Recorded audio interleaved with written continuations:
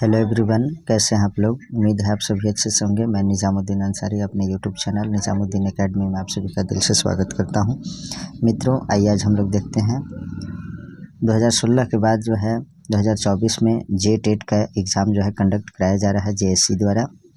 तो हम लोग इसमें जो है बाल विकास एवं शिक्षा शास्त्र यानी चाइल्ड डेवलपमेंट एंड पेडागोजी अर्थात इसे शॉर्ट में CDP कहते हैं, इस सब्जेक्ट को देखेंगे। प्रथम क्लास में हम लोग बिल्कुल जड़ से समझेंगे। साइकोलॉजी का बेसिक नॉलेज MCQ प्रश्नोत्तर के साथ देखेंगे। इसमें ये क्लास 1 है। अब की बार JTET पार आप लोग टेलीग्राम से जो है PDF प्राप्त कर सकते हैं। तो और सबसे बड़ी खुशी की बात यह है कि आज जो है मेरे चैनल में 3K फैमिली मेम्बर्स बन गए, यानी 3K सब्सक्राइबर हो गए। इसके लिए आप सभी को भी हार्दिक बधाई। मैं अकेला ही चला था जानिबे मंजिल, मगर लोग आते गए कारवां बनता गया। तो आइए देखते हैं हम लोग आज का जो कंटेंट है, काफ़ी इम्पोर्टेंट है। मित्रों, CDP का जो है हम लोग टॉपिक देखने से पहले सबसे पहले हम लोग जो है मनोविज्ञान यानी साइकोलॉजी के बारे में कुछ समझेंगे। देखिए, मनोविज्ञान को जो है दर्शन शास्त्र फिलोसॉफी से जो है अरस्तू ने अलग किया था। अगला जो सेंटेंस है वो है आपका, मनोविज्ञान को आत्मा का विज्ञान यानी सोल ऑफ साइंस अरस्तू ने कहा था। इन सभी पॉइंट्स को आप लोग याद रखिएगा। क्वेश्चन बन सकता है कि आत्मा का विज्ञान, मनोविज्ञान को आत्मा का विज्ञान किसने कहा था, तो अरस्तू ने कहा था। गैरिट के अनुसार साइकोलॉजी 2 शब्दों से मिलकर बना है। गैरिट जो है इनके अनुसार जो है साइकोलॉजी 2 शब्दों से बना है। साइकोलॉजी जो है साइकी और लोगोस शब्द से बना है। साइकी और लोगोस जो है ये यूनानी अर्थात ग्रीक शब्द से लिए गए हैं। और साइकी का जो अर्थ होता है वो होता है आपका आत्मा, और लोगोस का अर्थ होता है अध्ययन करना या विज्ञान। आइए देखते हैं, रुडोल्फ गोल्काय ने साइकोलॉजी शब्द का प्रयोग सबसे पहले किया। इन्होंने 1590 ईस्वी में साइकोलॉजिया बुक्स में सबसे पहले जो है साइकोलॉजी शब्द का प्रयोग किया था। इन्होंने किसने किया था? रुडोल्फ गोल्काय ने। नेक्स्ट देखते हैं, मनोविज्ञान के जनक अरस्तू को कहा जाता है। मनोविज्ञान के जनक कौन है? तो अरस्तू हैं, एरिस्टोटल हैं। Aristotle is the father of psychology, इसे याद रखिएगा। मनोविज्ञान का ग्रंथ जो है साइकोलॉजिया को कहा जाता है। साइकोलॉजिया जो बुक है इसको जो है मनोविज्ञान का ग्रंथ कहा जाता है, जो मनोविज्ञान की पहली पुस्तक है। ठीक है। दर्शन शास्त्र को मनोविज्ञान की जननी कहा जाता है। दर्शन शास्त्र जिसको फिलोसॉफी कहते हैं उसको जो है मनोविज्ञान की जननी कहा जाता है। ठीक है। आगे देखते हैं हम लोग। देखिए, मनोविज्ञान को आत्मा का विज्ञान जो है 16वीं शताब्दी में अरस्तू ने कहा था। प्लेटो, रुडोल्फ गोल्काय, डेकार्टे ये सभी समर्थक थे, जो है अरस्तू को सपोर्ट करते थे कि आत्मा का विज्ञान है। तो कौन कौन लोग इसका सपोर्ट करते थे? प्लेटो, रुडोल्फ गोल्काय, डेकार्टे। और ये 16वीं शताब्दी में आत्मा का विज्ञान माना गया था। किसको? साइकोलॉजी को, यानी मनोविज्ञान को। देखिए, इसके बाद जो है लोग ये सवाल उठाने लगे कि आत्मा जो है ना अमूर्त चीज़ है जिसे देखा नहीं जा सकता है। तो 17वीं शताब्दी में जो है पेम्पोलॉजी नाम के जो एक शिक्षा शास्त्री थे, वे जो है साइकोलॉजी को मस्तिष्क का विज्ञान माना इन्होंने। तो इसके समर्थन में जो है जॉन लॉक, रिचेरी और थॉमसरी शिक्षा शास्त्री सपोर्ट किए इसे। चेतना का विज्ञान जो है 19वीं शताब्दी में चेतना का विज्ञान साइकोलॉजी को कहा गया। विलियम उंट ने कहा था। व्यवहार का विज्ञान जो है वाटसन ने 20वीं शताब्दी में कहा। पेम्पोलॉजी जो शिक्षा शास्त्री हैं, इनका जो महत्वपूर्ण कथन है, देखिए, हमारी 5 इंद्रियां हैं जो ज्ञान उपलब्ध कराती हैं, जो ज्ञान आत्मा को न करा कर मस्तिष्क को कराती है। देखिए, 5 इंद्रियां कौन कौन है? तो सुनो कान से, देखो आँख से, स्पर्श करो त्वचा से, स्वाद जीभ से, गंध नाक से। आगे जो है चेतना का विज्ञान। देखिए, चेतना का विज्ञान साइकोलॉजी को सबसे पहले विलियम उंट ने कहा था, जो जर्मनी के थे। चेतना अनुभूति का विज्ञान है, इसने ही कहा था। समर्थन करता थे तो विलियम जेम्स USA के, विलियम जेम्स सली, विलियम वाइब, ये सभी जो है चेतना के विज्ञान के सपोर्टर थे। आगे देखते हैं, मानसिक स्थिति का आंतरिक रूप से अनुभूति करना चेतना कहलाता है। मानसिक स्थिति का जो है आंतरिक रूप से अनुभूति करना, अनुभव करना जो है चेतना कहलाता है। आगे देखते हैं हम लोग, 5 इंद्रियों से प्राप्त ज्ञान, जो 5 इंद्रियों से प्राप्त ज्ञान होता है, नॉलेज होता है, इसको संवेदना या चेतना कहा जाता है। इसको माइंड में रखिएगा। विलियम उंट जो शिक्षा शास्त्री थे, देखिए, मनोविज्ञान का प्रथम प्रयोगशाला 1879 ईस्वी में लिपजिंग शहर जर्मनी में विलियम वुंट ने लिपजिंग विश्वविद्यालय या कार्ल मार्क्स विश्वविद्यालय में इन्होंने किया था। विलियम वुंट ने क्या किया था, मनोविज्ञान का प्रथम प्रयोगशाला जो है 1879 ईस्वी में लिपजिंग शहर में जो जर्मनी में है, विलियम वुंट ने लिपजिंग विश्वविद्यालय या कार्ल मार्क्स विश्वविद्यालय में किया था। आगे देखते हैं, आधुनिक मनोविज्ञान मॉडर्न साइकोलॉजी के जनक जो हैं विल्हेम मैक्समिलियन वुंट कहा जाता है। देखिए, इन्हें शॉर्ट में विलियम वुंट कहते हैं और पूरा नाम इनका जो है विल्हेम मैक्समिलियन वुंट। ये जो है आधुनिक मनोविज्ञान मॉडर्न साइकोलॉजी के फादर हैं। कौन? तो विल्हेम मैक्समिलियन वुंट, इसे याद रखिएगा। अंतर्दर्शन विधि के प्रतिपादक विल्हेम वुंट हैं, वुंट महोदय को ही बोला गया है। तो आगे देखते हैं, किशोर और किशोरियों की चेतना या संवेदना पर अध्ययन वुंट महोदय ने ही किया था। नेक्स्ट जो पॉइंट है, 1880 ईस्वी में मनोविज्ञान को स्वतंत्र विषय का दर्जा मिला। मनोविज्ञान को जो है यानी साइकोलॉजी को स्वतंत्र विषय का दर्जा जो है कब प्राप्त हुआ? तो 1880 ईस्वी में। आगे जो है व्यवहार का विज्ञान, साइंस ऑफ बिहेवियर। देखिए, मनोविज्ञान को जो है व्यवहार का विज्ञान जेबी वाटसन अमेरिका के जो शिक्षा शास्त्री थे, इन्होंने कहा था। मनोविज्ञान को व्यवहार का विज्ञान जो है अभी भी व्यवहार का विज्ञान ही माना जाता है। मनोविज्ञान को मानव का जो व्यवहार है उसका विज्ञान कहा जाता है। इसके समर्थन में जो है B.F. Skinner, C.L. हल, E.P. पॉलोव, ये सभी शिक्षा शास्त्री थे। आगे देखते हैं व्यवहारवाद की नींव। व्यवहारवाद पूर्णतः जो है व्यवहार पर आधारित था। व्यवहारवाद जो है पूर्णतः व्यवहार पर यानी बिहेवियर पर आधारित था। व्यवहारवाद किसे कहते हैं? तो व्यवहारवाद जो है मानसिक स्थिति का बाह्य रूप जो होता है वो व्यवहारवाद कहलाता है। शॉर्ट में आप इसे समझें। व्यवहारवाद के जो जनक थे जेबी वाटसन थे और व्यवहारवाद शब्द के जो जनक थे विलियम मैकडूगल थे। इसको आप लोग माइंड में रखिएगा। व्यवहारवाद के जनक जो है जेबी वाटसन थे और व्यवहारवाद शब्द के जनक जो है विलियम मैकडूगल थे। इसे आप लोग माइंड में रखिएगा। देखिए, आगे जो है 1908 ईस्वी में प्रकाशित पुस्तक आउटलाइन ऑफ साइकोलॉजी में व्यवहारवाद का पहली बार प्रयोग किया और चेतना को एक बुरा शब्द बताया। देखिए, चेतना को जो है इसका जो किसने बुरा शब्द बताया? तो जेबी वाटसन महोदय ने चेतना को जो है, चेतना का विज्ञान जो लोग मान रहे थे, तो चेतना शब्द को ही उन्होंने बुरा बता दिया और ये जो है व्यवहार के विज्ञान के समर्थन में आए। अब देखिए, कंटेंट जो है आज का समाप्त होता है यहाँ से। मित्रों, आज जो हम लोगों ने पहला क्लास CDP का किया है, इससे संबंधित जो है हम लोग 30 से अधिक इम्पॉर्टेंट MCQs प्रश्न उत्तर को देखते हैं। तो क्वेश्चन नंबर 1 है, मनोविज्ञान को आत्मा का विज्ञान किसने कहा है? तो इसका जो सही आंसर है अरस्तु महोदय ने जो है मनोविज्ञान को आत्मा का विज्ञान कहा है। क्वेश्चन नंबर 2 है, मनोविज्ञान के जनक कौन है? तो मनोविज्ञान के जो जनक हैं वो है आपका अरस्तु महोदय है। नेक्स्ट क्वेश्चन है, मनोविज्ञान में साइकोलॉजी शब्द से बना है। तो किस शब्द से साइकोलॉजी बना है? तो यह जो है यूनानी अर्थात ग्रीक शब्द से जो है साइकोलॉजी शब्द का निर्माण हुआ है। इसे आप लोग याद रखिएगा। मनोविज्ञान की जननी है।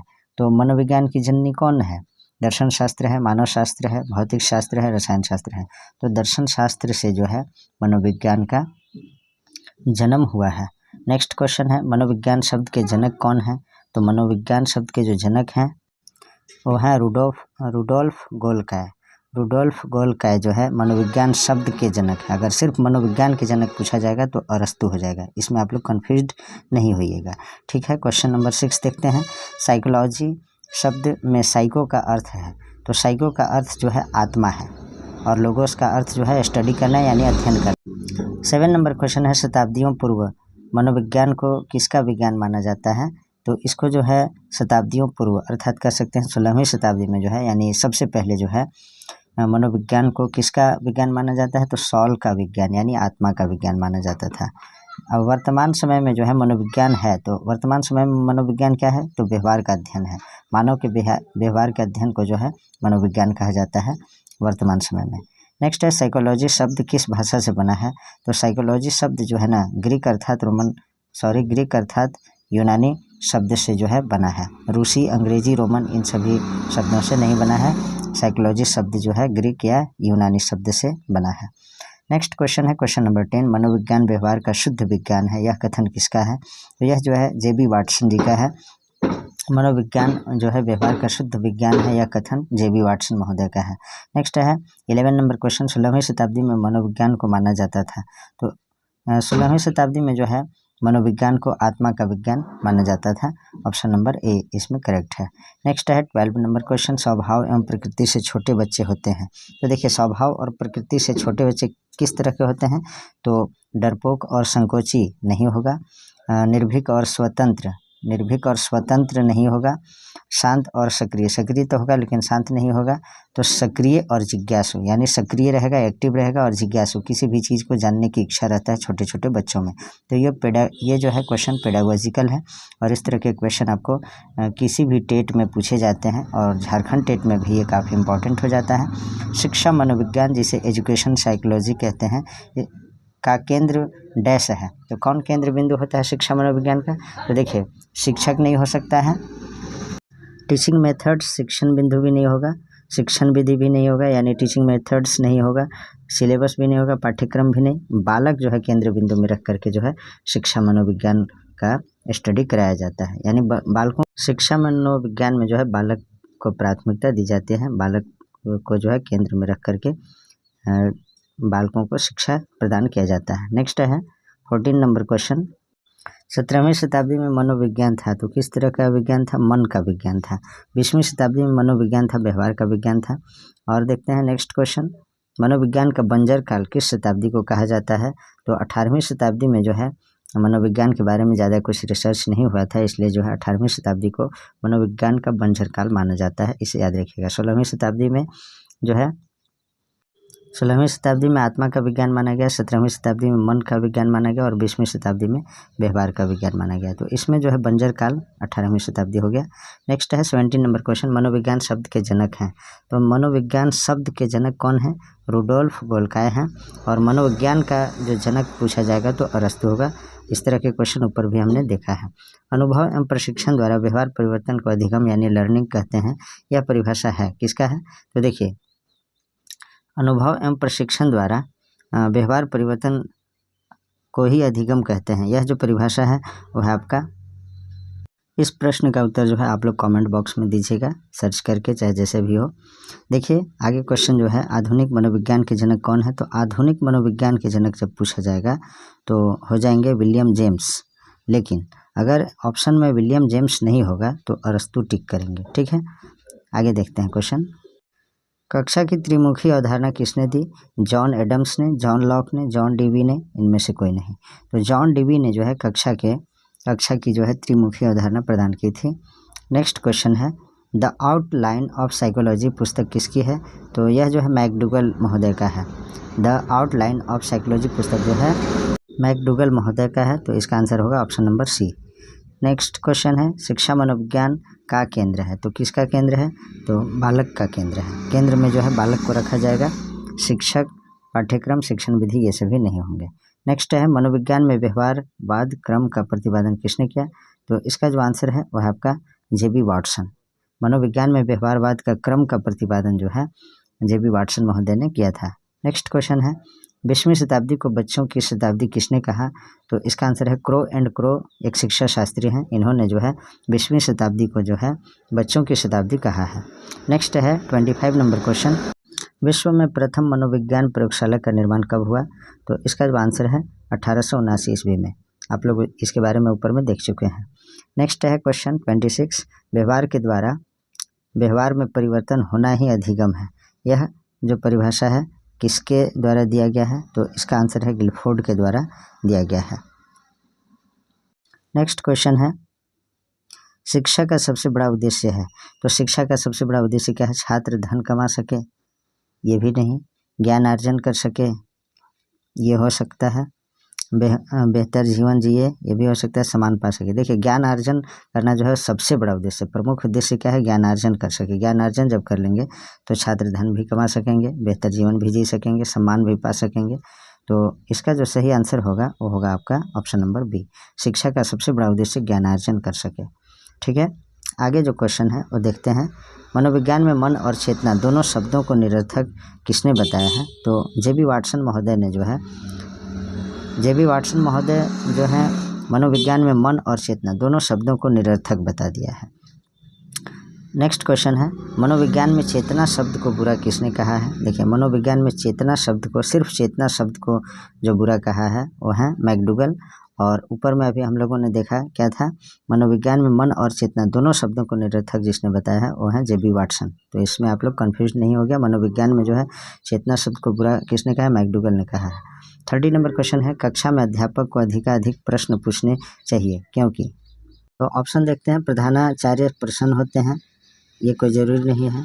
कक्ष में डिसिप्लिन यानी अनुशासन रहता है, अनुशासन तो बिल्कुल नहीं दिखाना है आपको। छात्रों को अभिव्यक्ति अर्थात एक्सप्रेशन का अवसर मिलता है, ये हो सकता है। डी ऑप्शन है, शिक्षक को अभिव्यक्ति का अवसर मिलता है, शिक्षक को नहीं, छात्र को अभिव्यक्ति का जो है अवसर मिलना चाहिए। तो ऑप्शन नंबर सी जो है सबसे अच्छा है, क्योंकि छात्रों को अभिव्यक्ति यानी अपने बात को रखने का अवसर मिलना चाहिए। तो ऑप्शन नंबर सी से बेस्ट आंसर जो है इसमें कोई हो ही नहीं सकता है। तो इसका जो सही आंसर होगा 30 का ऑप्शन नंबर सी, छात्रों को अभिव्यक्ति यानी एक्सप्रेशन का अवसर मिलता है। नेक्स्ट है 31 नंबर क्वेश्चन, कोई छात्र आपके प्रश्नों के उत्तर नहीं देता है तो आप क्या करेंगे। तो ऑप्शन है, स्वयं बता देंगे, ऐसा नहीं करना है, डायरेक्ट नहीं बता देना है। बुक से हेल्प लेने को कहेंगे, ये भी नहीं कहेंगे।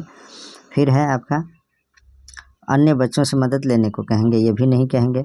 उत्तर न देने का कारण जानेंगे। एक टीचर के नाते आपको जानना होगा कि बच्चा जो है किसी भी प्रश्न का उत्तर क्यों नहीं दे पा रहा है, उसके समस्या को समझेंगे और उसका जो है निदान करने का प्रयास करेंगे।